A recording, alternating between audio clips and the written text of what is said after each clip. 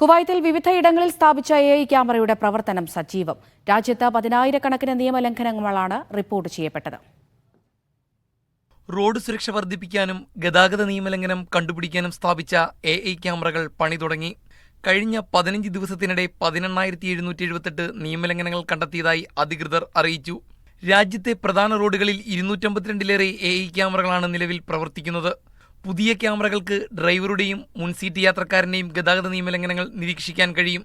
നിയമലംഘനങ്ങൾ കണ്ടെത്തിയാൽ വാഹന ഉടമയ്ക്കെതിരെ കുറ്റപത്രം തയ്യാറാക്കുമെന്ന് ജനറൽ ട്രാഫിക് ഡിപ്പാർട്ട്മെന്റിലെ traffic awareness assistant director lieutenant colonel Abdulla Buhasan അറിയിച്ചു. ഡിസംബറിലെ 15 ദിവസത്തിനിടെ മാത്രം 4,944 നിയമലംഘനങ്ങൾ മൊബൈൽ ഫോൺ ഉപയോഗവുമായി ബന്ധപ്പെട്ടതാണ്. 2024 ഗതാഗത അപകട മരണങ്ങളിൽ കുറവുണ്ടായതായി അബ്ദുള്ള ബുഹസൻ ചൂണ്ടിക്കാട്ടി. 2023 296 അപകട മരണങ്ങൾ ഉണ്ടായപ്പോൾ 2024 284 മരണങ്ങളാണ് റിപ്പോർട്ട് ചെയ്തത്.